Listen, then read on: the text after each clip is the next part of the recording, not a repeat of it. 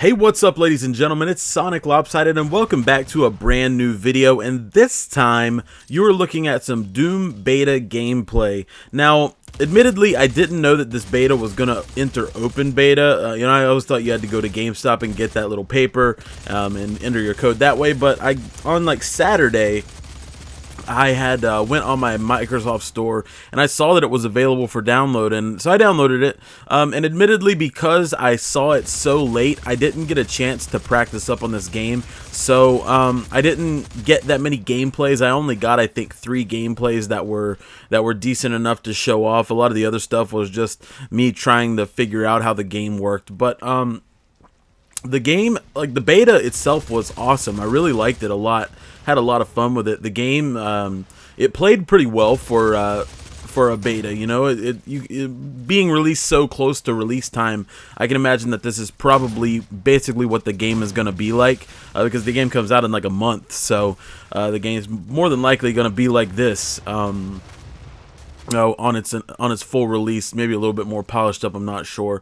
But yeah, I had a lot of fun with it, and that's one thing that I really want to talk about here in this video, is that games like this, like the betas and games that get bad raps and bad reviews, you know, honestly, I hate watching reviews and impressions videos online that try and sway my opinion one way or the other. I have no problem with a review if you're telling how the game is or telling your experience with the game, but I don't really necessarily like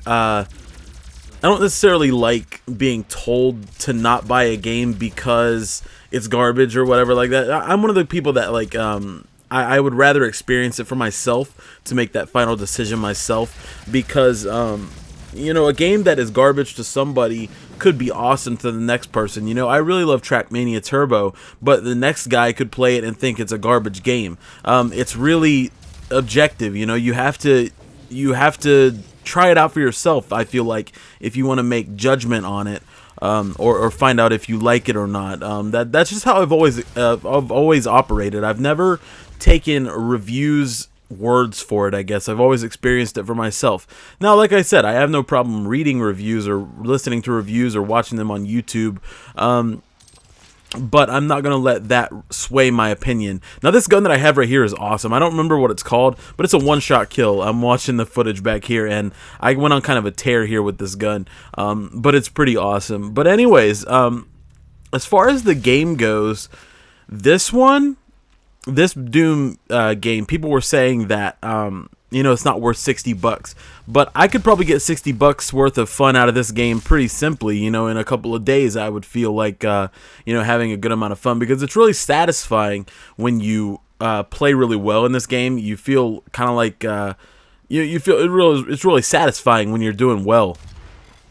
What was I gonna say? Oh yeah, it is kind of like Quake Live in that respect. Like, the game feels a lot like Quake Live on the PC, and that's not a bad thing. That's a really good game. If you're wanting to get kind of like a feel for the game, for the Doom game before it comes out, when you can't play the beta anymore, go on PC, go on Steam, and download Quake Live and give it a shot, because it feels a lot like that game. As far as it all goes, it plays really well. The gun selection seems to be pretty good as far as that goes. A lot of power-ups. The one thing that I would change so far from what I experienced in the game, the one thing I would change is the announcer's voice, which at this point in the game is probably something that they wouldn't even think about changing, but it's something that it's really weak. You know, it's not like the guy that announces for Halo. The Halo announcer's voice is really fitting for the game. This one, they could have found a better person to voice it, but I guess at that point it's kind of nitpicking, I guess, a little bit. But as far as the rest of the game goes, I mean, I'm excited to see what other demons you can spawn, because in this one you only got the option to do the Revenant, which is like a really big demon with 2 cannons on his back. And it's player controlled. One thing that I would change about that whole system there is I wish that the demons, I wish the demon spawns could be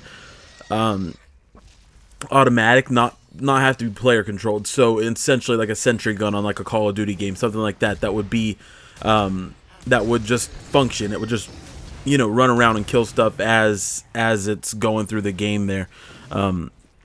That would be something cool to be added. I don't know if they could add that, or if it might be in the full version. I'm not sure, because I've not really read too much about the game or listened to very many videos about the game, so I'm really not 100% sure on what the full version is going to be like. But from everybody that I've talked to personally that have played the Doom beta, they enjoyed it. You know, at first they were like, "Yeah, this isn't really what I thought."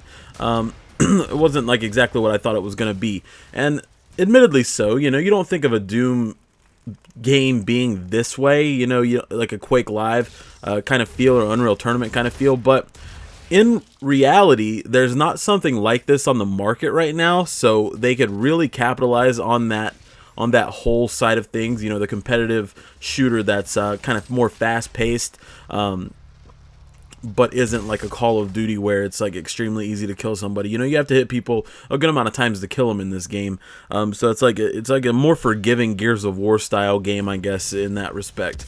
But from what I've seen, I mean, I don't see where this game could go wrong. I think it finds a niche in the market, and I think it could be really popular, as long as the content keeps steadily flowing out. You know, if there's a lot of DLC, I think they would benefit a lot because of the reviews in quotation marks. If they had a lot of the free DLC, like if they released a couple of free maps and some different gun releases and things like that, I think they would probably benefit a lot from that with their fan base anyways. Because even with even with Halo, I mean, with Halo 5 you had free DLC, and that game had a season pass, I'm pretty sure. I don't remember, honestly. I didn't buy the season pass. I never buy season passes because more than likely, unless I really enjoy the game, I don't get the DLCs. But if they're free, you know, I have no problem downloading them. Like, do something like with Splatoon. Splatoon come out with like so many DLCs and different maps and stuff like that, and it was all free. That game had a lot of buzz about it, but it could have, without the content, it could have rightly failed. But anyways, guys, we're coming down to the very last few seconds of this gameplay. I wanted to just let you guys know again, please, experience the games for yourself. You know, don't take somebody else's word for it, because you could like it when they don't. But anyways, guys, if you're feeling that subscribe vibe, there's a button for that. There's also a like button and a comment section for you to express your feelings on the video, on the games, and I will catch you guys in the next video.